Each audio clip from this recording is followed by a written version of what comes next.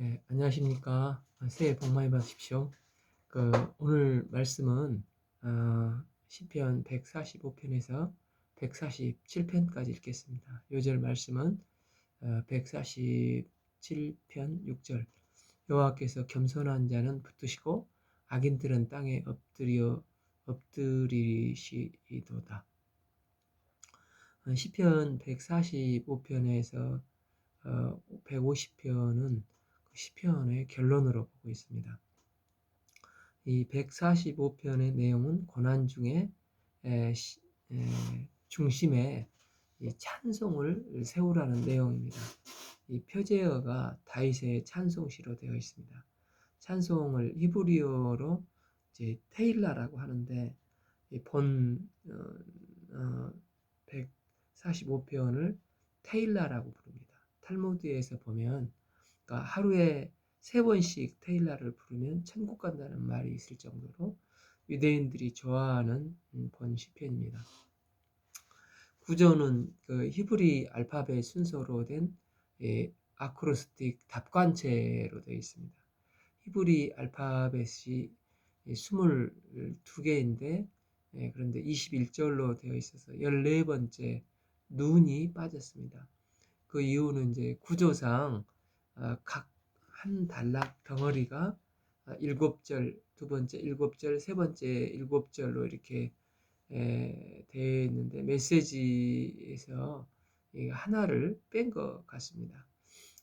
첫 단락은 나의 찬성이 우리 찬양으로 확대되기를 원하는 굉장히 그 선교적인 마인드가 있다는 것입니다.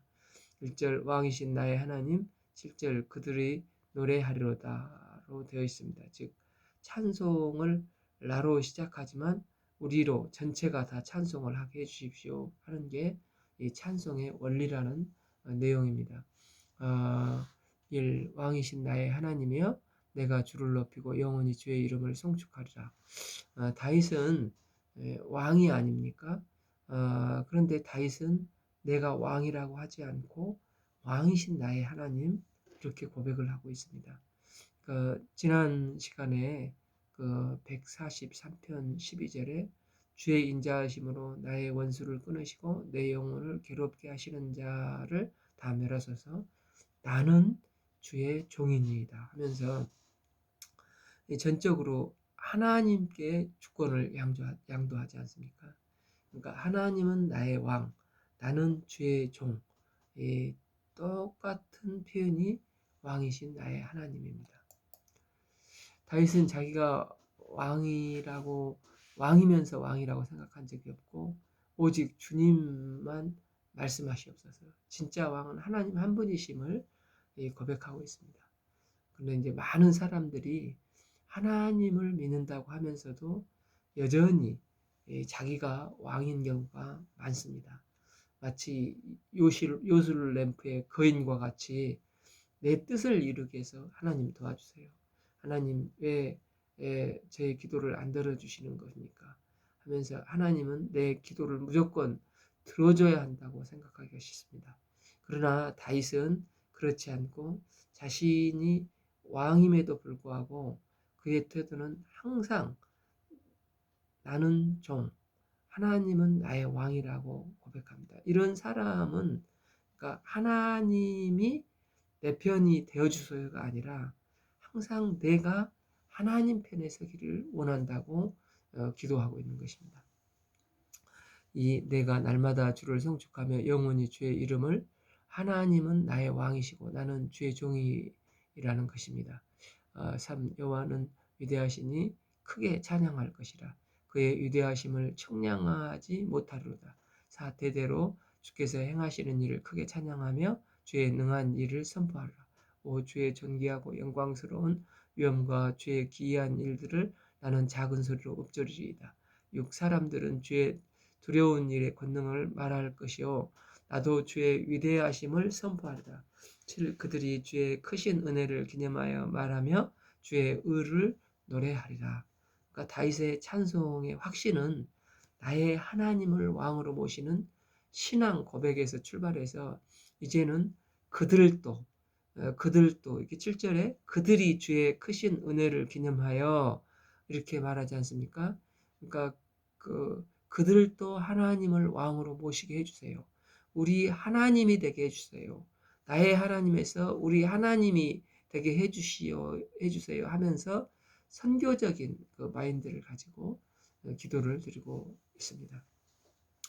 이는 그 예수님께서 주기도문을 가르쳐 주실 때 하늘에 계신 우리 아버지여 이름을 거룩히 여김을 받으시오며 하실 때 우리 하나님이라고 하시지 않으셨습니까? 이처럼 우리라는 개념이 들어갈 때 그 특징은 다른 사람을 받아들이고 수용하는 마인드가 있습니다. 때문에 우리는 항상 우리를 배워서 타자를 용납하고 수용하는 것입니다. 때문에 이 4절에서는 또 나로부터 이제 출발해서 자손 대대로 주를 찬양하게 해달라는 것입니다.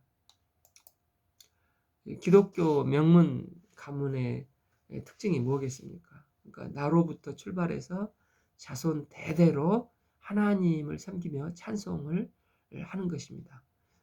그래서 그들도 자손들도 우리 하나님을 우리 주님께서 다시 오실 때까지 하나님을 나의 아버지라고 찬송하고 하나님은 그들의 하나님이 되어주시고 하나님을 자손 대대로 왕으로 찬양하도록 기도하고 있는 것입니다.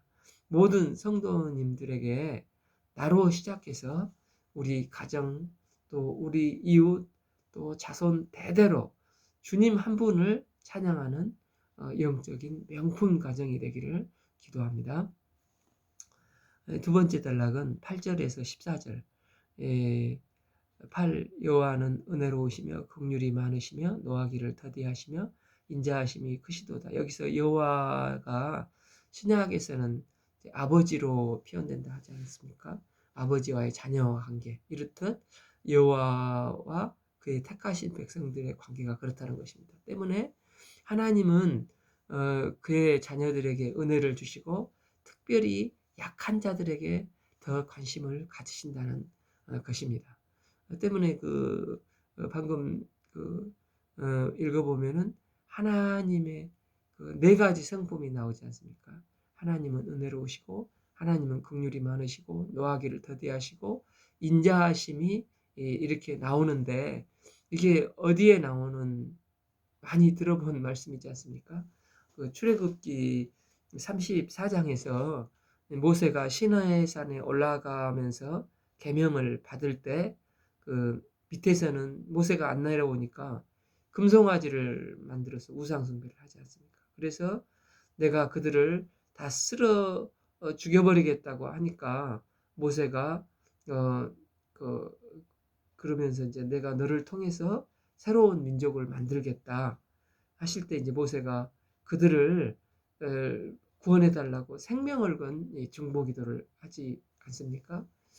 이때 이제 하나님은 출애굽기 34장 6절에서 여호와께서 그의 앞으로 지나가시며 선포하시되 여호와라 여호와라 하시며 하나님의 속성을 말씀하시는데 하나님은 자비롭고 은혜롭고 노하기를 더디하시고 인자와 진실함이 많은 하나님이라 하나님 스스로 이 하나님의 성품 네 가지의 성품을 설명을 하는데 지금 이것을 이제 이 시에서 복사를 해서 다시 말씀을 하고 있는 것입니다. 때문에 이스라엘 백성들은 출애굽의 구원의 하나님을 매우 중요시 여기면서 이 테힐라 시편을 하루에 3번씩 노래하고 있는 것입니다. 하나님은 아버지가 되셔서 그의 백성들을 이제 그의 백성들은 언약 백성으로 삼으셨습니다. 그래서 하나님은 아버지시기 때문에 우리가 잘못되어 설사 넘어진 때에도 우리를 긍휼히 여기시고 불쌍히 여기셔서 은혜를 베푸셔서 건져주시고 일으켜 세워주시는 분이십니다. 그러니까 여기서 은혜가 무엇이겠습니까? 자기를 내어주는데 또 이 십자가의 은혜를 말을 합니다. 나를 주시지 않는 게 어떻게 은혜가 되겠습니까? 그러므로 은혜는 내가 존재하는 것, 있는 것이 당연한 게 아니라는 것입니다. 때문에 내가 존재하는 것 자체가 하나님의 은혜입니다. 그러니까 우리가 찬송과 감사가 계속되면 아버지와 자녀의 관계가 이 은혜 안에서 계속 영원히 지속되는 것입니다. 네. 9. 여호와께서는 모든 것을 선대하시며 그 지으신 모든 것에 긍휼을 베푸시는도다. 은혜를 알아야 찬송을 하는 것입니다. 당연하다는 사람이 찬송을 할 수 없지 않겠습니까? 이제 우리는 지금 코로나 시대에 참 마스크를 쓰고 있습니다. 마스크 안 쓰는 것을 이제 그 전에 감사하지 않았었습니다. 그러나 코로나 후에 마스크 쓰고 다니면서 마스크가 없는 삶이 얼마나 참 당연한 게 아니라 감사한지 알았습니다.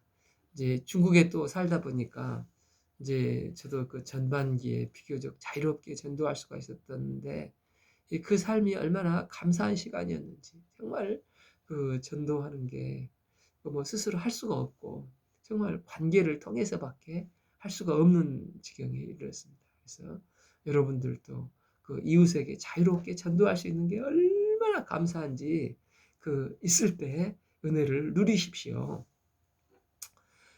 또 저도 저 다리를 절뚝거리는 것을 경험해 보니까 이게 참 정상적으로 매일 만보 걷는 게 얼마나 감사한지 저의 참 감사 제목입니다. 우리의 존재하는 모든 것이 하나님의 은혜요 감사 제목입니다. 10. 여호와여 주께 지으신 모든 것들이 주께 감사하며 주의 성도들이 주를 송축하리라. 11절 그들이 주의 나라의 영광을 말하며 주의 업적을 일러서 12. 주의 업적과 주의 나라의 위엄 있는 영광을 인생들에게 알리리다. 13. 주의 나라는 영원한 나라이니 주의 통치하는 대대에 이르리다. 14. 여호와께서 모든 넘어지는 자들을 붙드시며 비굴한 자, 원뜻은 꺾인 자인데 이런 자들을 일으키신다는 것입니다. 하나님의 백성을 보호해 주시고 지금 이 모든 것이 당연한 게 아니라 하나님의 특별하신 은혜라는 것입니다. 그러니까 이제 마지막 15절에서 21절 단락은 고통당하는 사람에게 주시는 말씀인데 고통 중에 있으면 먼저 찬송부터 하라는 것입니다. 15 모든 사람의 눈이 주를 앙망하오니 주를 때를 따라 그들에게 먹을 것을 주시며 16 손을 펴사 모든 생물의 소원을 만족하게 하시나이다. 17 여호와께서는 모든 행위로 의로우시며 그 모든 일에 은혜로우시다. 18 여호와께서는 자기에게 구하는 모든 자 곧 진실하게 간구하는 모든 자에게 가까이 하시는도다. 19 그는 자기를 경외하는 자의 소원을 이루시며 또 그들의 부르짖음을 들으사 구원하시로다. 지금 현재 이렇게 된다는 것이 아니고 고난의 한복판에서 찬송을 하게 되면 이렇게 이루신다는 이 고백의 찬송입니다. 그러니까 이제 오늘이 이제 설날이지 않습니까? 그러니까 우리 동양 문화권에는 이제 24절기가 있는데 중국은 오늘 2월 1일 화요일을 이제 설날 범춘자를 써서 춘절이라고 합니다. 그 다음에 이제 2월 4일 이번 주 금요일이 이제 입춘입니다. 둘 다 이게 입춘, 춘자를 쓰고 있는데 그리고 저기 여름이 되면 입하, 가을이 되면 입추, 또 겨울이 시작되면 입동. 이게 설립자를 쓰면서 계절의 변화를 말을 하고 있습니다. 그런데 이제 조금 평소 의아하게 생각했는데 이게 춘절이나 입춘이 봄이 아니라 한겨울이지 않습니까? 이번 주는 여전히 막 눈도 오고 겨울의 중심에 서 있습니다.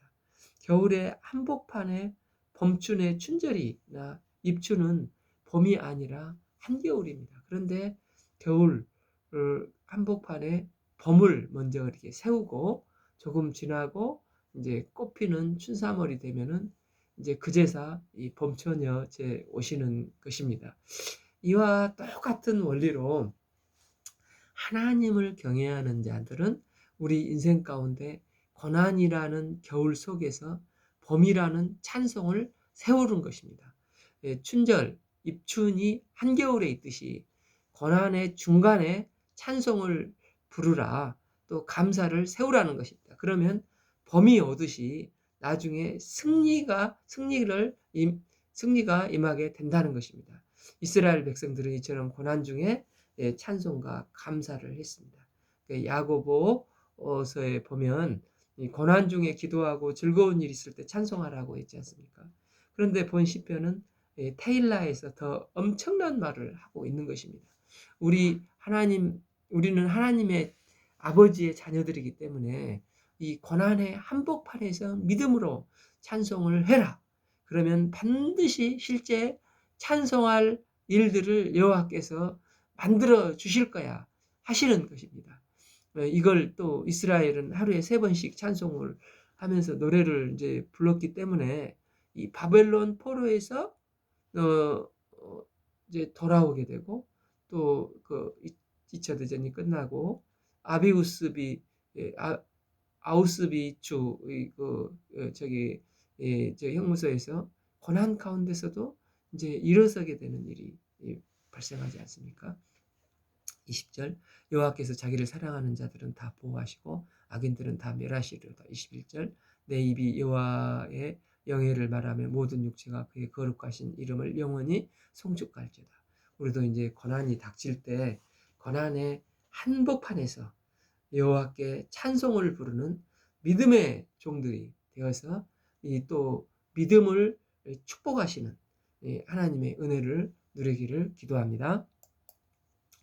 시편 46편은 사람을 의지하지 말고 하나님만 의지하라는 시편입니다. 할렐루야, 내 영혼아 여호와를 찬양하라. 이 나의 생전에 여호와를 찬양하며 나의 평생에 내 하나님을 찬송하리라. 그러니까 내 사는 날 동안, 생전에 살아있는 동안에 하나님 여호와를 찬양하는 삶을 원한다는 것입니다. 누가 찬송을 할 수 있습니까? 그러니까 하나님만 철저히 의지할 수 있는 사람만이 찬송을 할 수 있다는 것입니다. 하나님을 철저히 의지하지 않으면 찬송은 하는데, 찬송을 하는 중에도 염려와 근심, 또 나의 생각에 욕심이 가려져서 찬송이 터져나오지 못하는 것입니다. 찬송한 가운데 염려, 두려운 딴 생각을 하게 되고, 뭐 돈 벌 게 없나 생각을 하면 이제 찬송이 찬송 같지가 않습니다. 하나님 외에는 다른 게 없습니다. 고백한 사람이 진짜 혼신을 다해서 찬양을 할 때 찬양이 참 새 노래가 터져 나오게 되는 것입니다. 때문에 하나님만 철저히 의지해야 찬송이 터져 나올 수 있습니다. 참 귀인들은 의지하지 말며 도울 힘이 없는 인생도 의지하지 말지니, 여기서 귀인들은 어떤 고관, 또 힘 있는 자, 권력자라고 할 수 있겠죠. 이제 그들을 의지하면 우리가 이제 정말 힘이 들 때 좀 그들에게 무슨 도움을 받을 수 있지 않을까 생각할 수 있습니다. 그러나 그들을 의지하지 말고 하나님이 나의 도움이시니 하나님만 나의 도움의 의지로 삼으라는 것입니다. 4. 그의 호흡이 끊어지며 흙으로 돌아가서 그날에 그의 생각이 소멸하려다. 그래서 사람 의지하지 말고 하나님만 의지하는 게 복이라는 것입니다. 하나님을 철저히 의지하고 찬양을 하는 자에게 복을 주어야 축복을 부어주시는 것입니다. 야곱의 하나님을 자기의 도움으로 삼을지며 여호와 자기 하나님께 자기의 소망을 두는 자는 복이 있도다. 우리가 왜 하나님만 나의 도움으로 삼고 의지를 해야 하는 것입니까? 6절, 여호와는 천지와 바다와 그 중에 만물을 지으신 창조주이시기 때문입니다. 이 창조주이시면서 또 영원히 진실함을 지키시는, 변치 않으시는 신실하신 분이시기 때문입니다.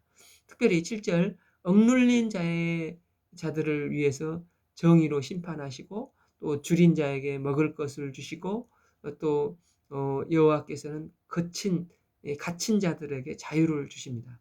또 8절은 어떻게 말합니까? 여호와께서 맹인들의 눈을 여시고 여호와께서 비구른 자들을 일으켜 세우시고 여호와께서 의인들을 사랑하시며 또 9절은 어떻게 말합니까? 여호와께서 나그네를 보호하시며 고아와 과부를 붙드시고 악인들의 길을 굽게 하시는 하나님이시다. 이게 이제 우리가 하나님을 의지할 수 있는 근거가 되는 것입니다. 그러니까 하나님을 의지한다의 동의어가 찬송을 한다는 것이 아니겠습니까? 그러니까 철저히 하나님을 의지하고 찬송할 때 나의 삶이 어떠하든지 내 삶이 역전되리라. 역전이 된다는 것입니다. 10절 시온아 여호와는 영원히 다스리고 내 하나님은 대대로 통치하시리로다.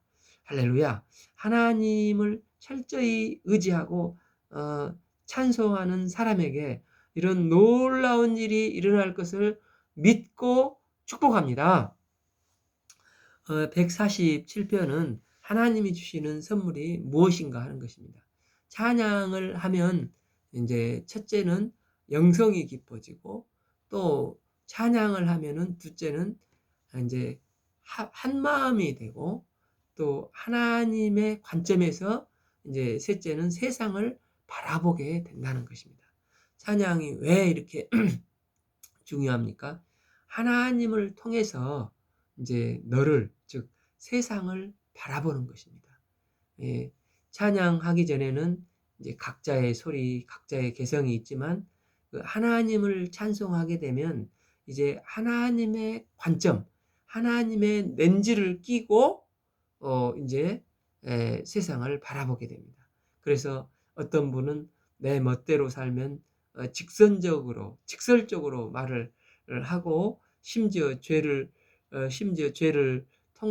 뇌를 통과하지도 않고 이 보는 대로 입으로만 말한다고까지 하는데 이게 이제 직선의 약점이라는 것입니다. 그런데 이제 찬양을 하면 하나님을 통과하게 되고 그 시선으로 이제 곡선의 시선이 된다는 것입니다.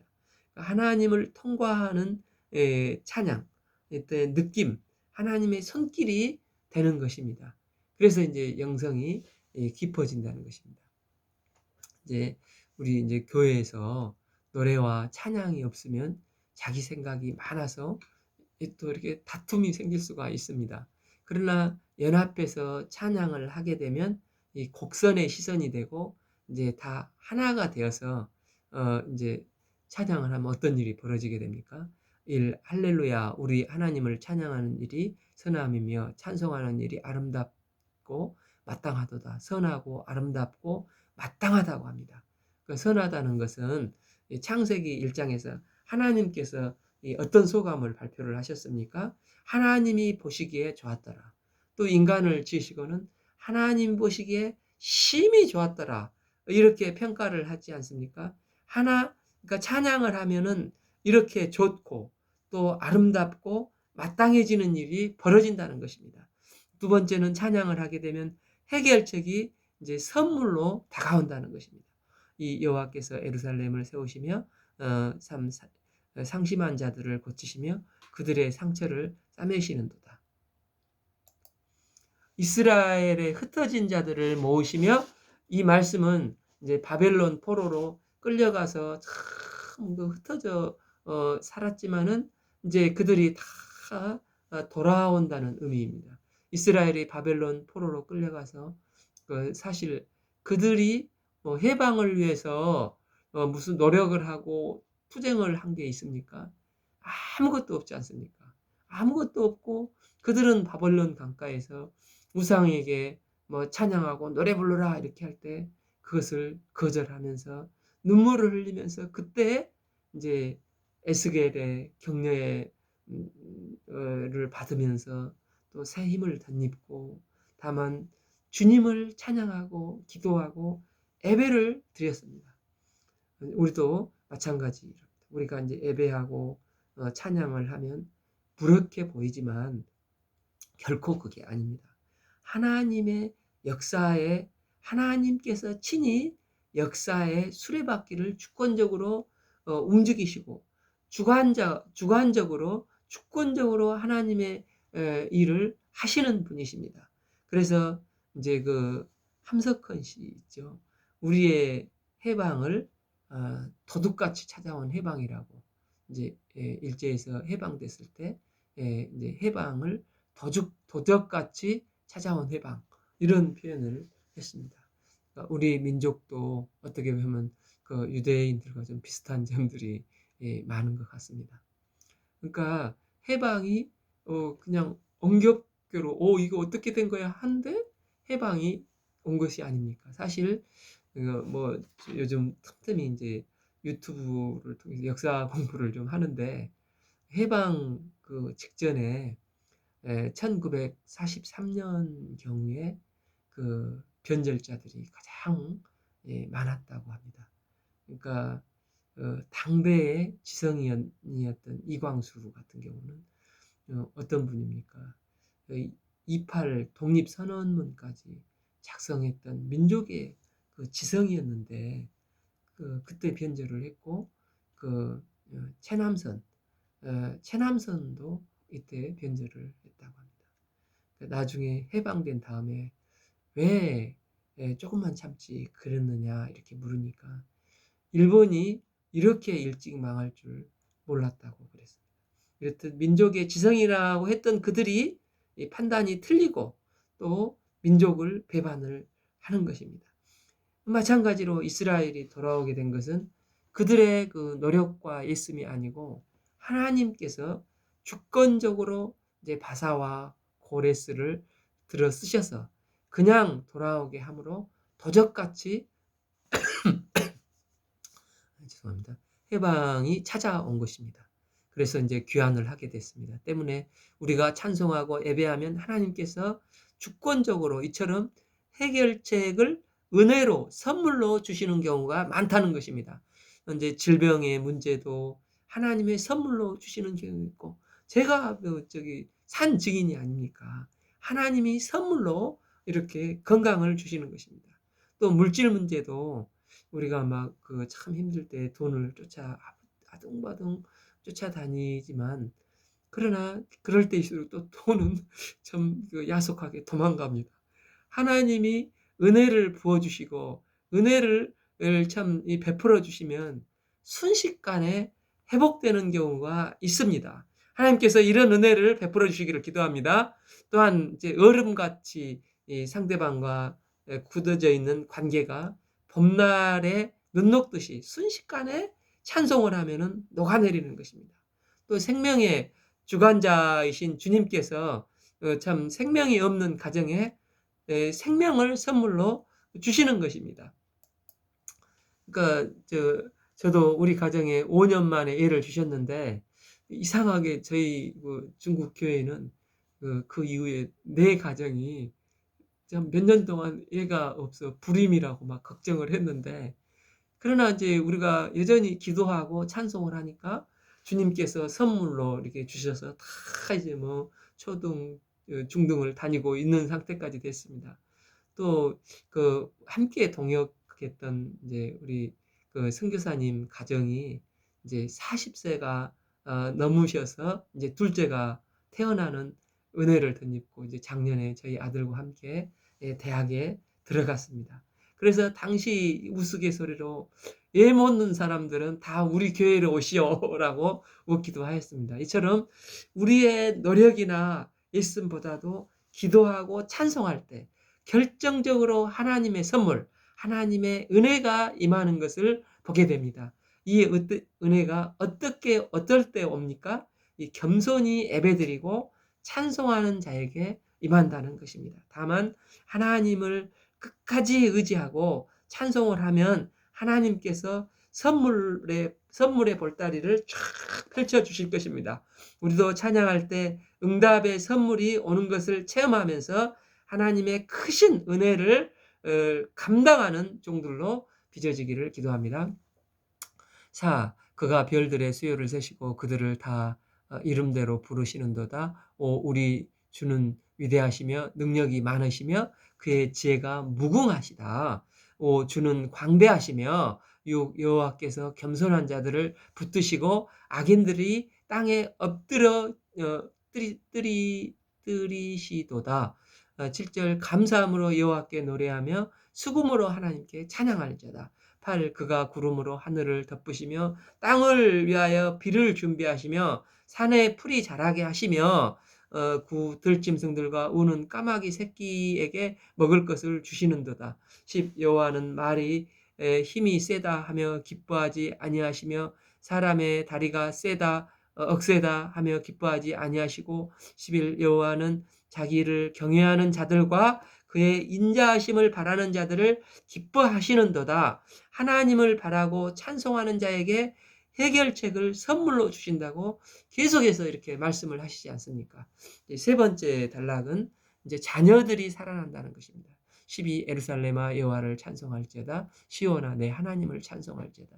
13 그가 내 문빗장을 견고히 하시고 내 가운데 있는 너희 자녀들에게 복을 주셨으며 14 내 경내를 평안하게 하고 아름다운 말로 너를 배불리시며 15 그들의 명령을 땅에 보내시며 그의 말씀이 속히 달리는도다. 특별히 너희 자녀들에게 복을 주시겠다고 이런 놀라운 축복의 말씀을 합니다.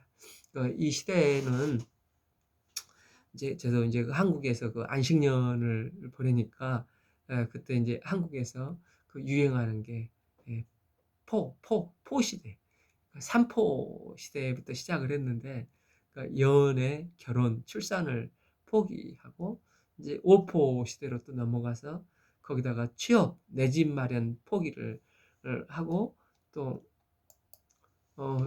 이제 7포, 또 건강 포기, 외모 포기까지 넘어가 심지어 구포까지 인간관계 포기하고 희망도 포기하고 얼마나 그 상황이 그 힘드니까 요즘 젊은이들이 나중에는 이제 그 M4 세대로 하는 것입니다.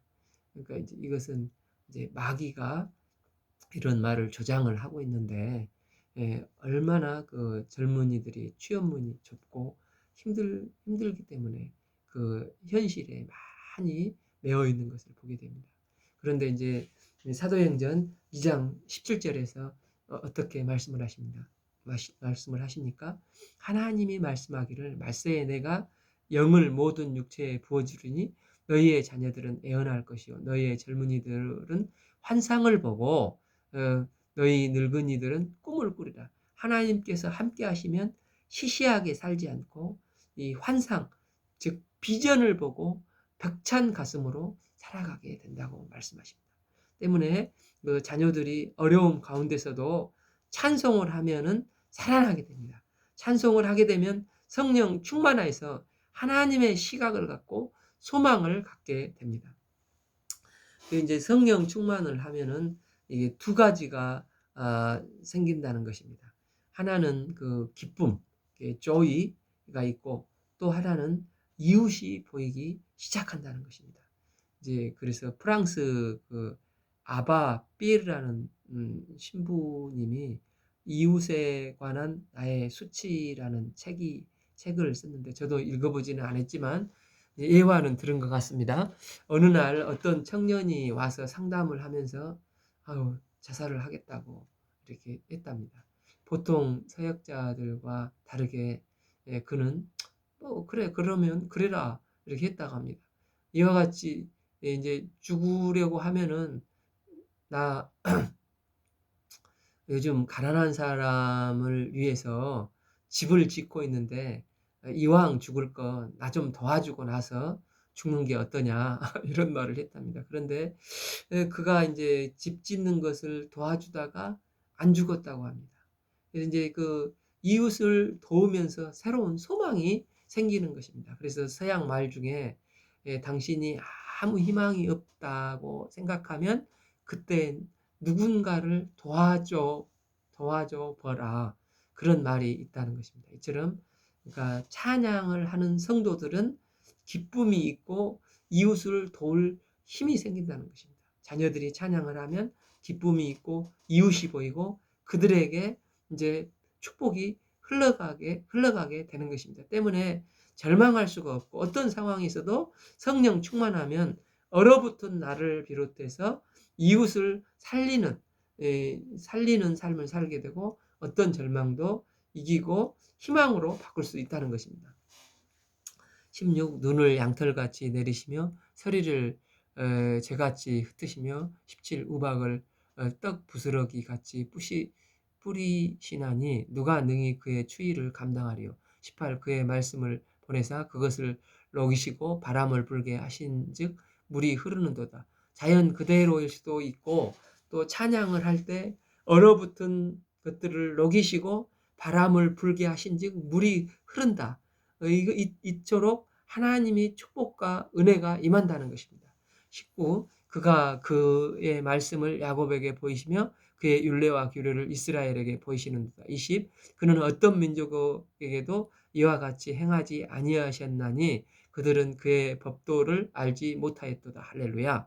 그러니까 우리가 찬양을 할 때 영성이 깊어지고 또 해결이 선물로 다가오고 또 M4 세대들이 성령 충만한 세대로 변화되어서 살아가게 된다는 것입니다. 오늘 말씀은 시편 145편에서 147편까지 읽겠습니다. 감사합니다.